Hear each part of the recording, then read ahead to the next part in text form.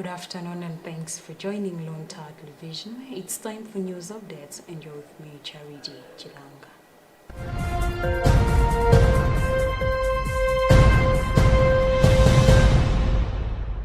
Pope Francis said Wednesday he intends to publish an apostolic letter on St. Therese of Lisieux, patroness of the missions, to mark the 150th anniversary of her birth.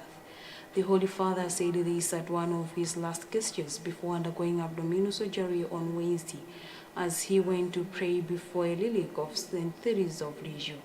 A relic of the French Carmelite nun, also known as St. Therese of the Child Jesus, was present on the platform in front of St. Peter's Basilica during the Pope's weekly general audience, June 7. Before beginning the audience, Francis venerated the relics of St. Teresa in a moment of silent prayer. He also placed a single white rose on the table in front of the reliquary. Pope Francis was taken to Rome's Gemelli Hospital for abdominal surgery under general anesthesia at the end of the morning audience, shortly after 11 a.m. Rome time.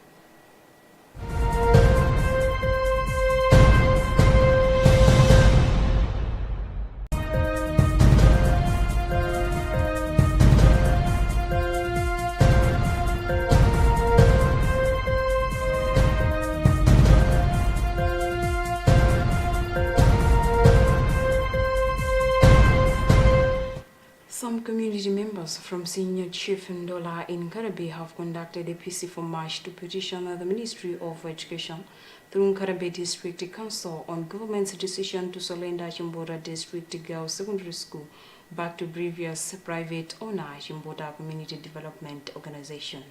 Speaking after submitting the petition to the District Commissioner, Chairperson for Katema Village Development Committee, Kelvin Malizani, said they hope the decision to hand over the school to the private owner will be reversed.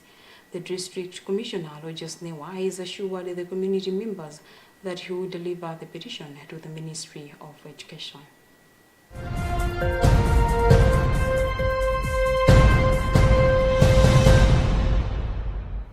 Government says over 600 medium-scale farmers have applied for the government mega farms project, which aims at countering food insecurity in the country. Controller of Agriculture Extension and Technical Services on the Ministry of Agriculture, Dr. Alfred Manifumbo, he said that farmers with 20 hectares and above are eligible for this category. He adds that the process will be closed this Saturday and they will later conduct the food verification exercise. Agriculture expert Leona Chimaza says the response from farmers is key in the implementation of the mega farms. The Tonse-led administration introduced the project to transform the country's agricultural production through large-scale farming.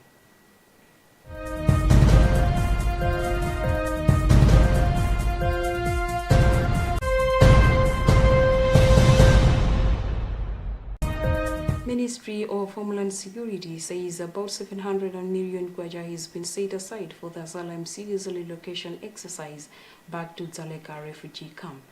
The ministry's spokesperson, Patrick Bota, has however said that out of the allocated amount, Treasury has managed to release about 16 million kwacha, which has been used for procurement of fuel for the exercise.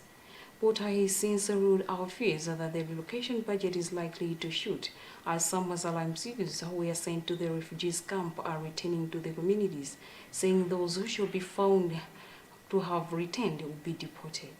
Meanwhile, Center for Democracy and Economic Development Initiative, CDD Executive Director Sylvester Daniel, has described the refugees relocation exercise as a misallocation of resources venture on the part of government.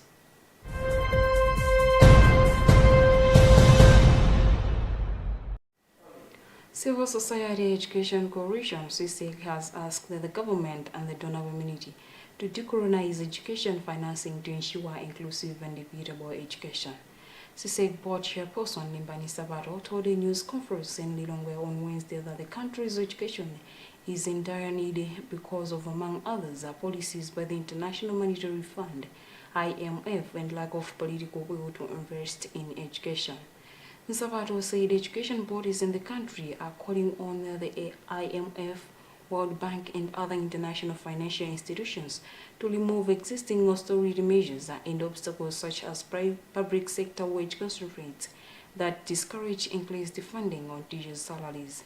CISEC has also called on the government to intensify local mobilization of resources to be able to make meaningful investment in education, citing early childhood education as one of the disregarded areas where out of 36,000 volunteers, only 2,000 get government motivation. The news conference was organized as part of the 2023 Global Action Week for Education.